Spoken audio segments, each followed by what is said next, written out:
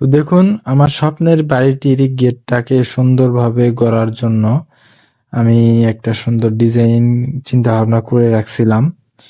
তো অবশেষে আমি এখানে আমার গেটটা লাগিয়ে ফেললাম।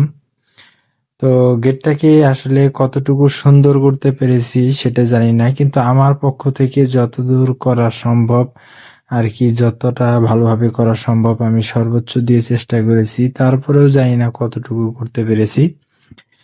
তো এই গেটটা বানাতে আমার প্রায় অনেক টাকার মতোই খরচ হয়ে গেছে। তার পাশে এই বাড়ির বারান্দার সাইডে যেখানে বৃষ্টি হলে পানি পড়ে, তো সেই জায়গাগুলোতেও আমি ঢালাই দেওয়ার চেষ্টা করেছি। দেখুন, এখানে সুন্দরভাবে ঢালাই করে তারপর উপর দিয়ে ঘোলা দিয়ে দিছি, যাতে করে এই আমার ঢালাইটা খুব শক্ত হয়ে যায়।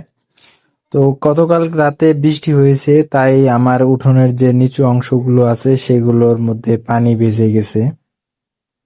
কয়েকদিন থেকেই খুব খারাপ অবস্থা, যে কারণে আসলে ঘাসও কাটতে পারতেছি না। তারপর আপনাদের এই গরুকেও ভালোভাবে খাওয়াতে দিতে পারছি না।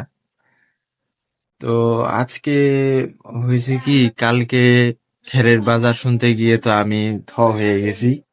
কারণ যেখানে আগে একটা করে খেরের আটি ছিল 10 টাকা থেকে 12 টাকা, কালকে যাই শুনি যে 15 টাকা 16 টাকা হয়ে গেছে।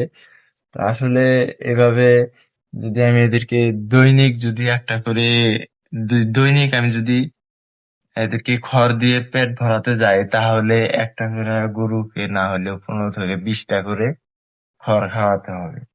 তাহলে হিসাব করুন কত টাকা পড়ে, প্রায় 200 থেকে 300 টাকার মতো, 100 থেকে 150 টাকার মতো পড়ে যায় আর কি একটা গরুর পেছনে।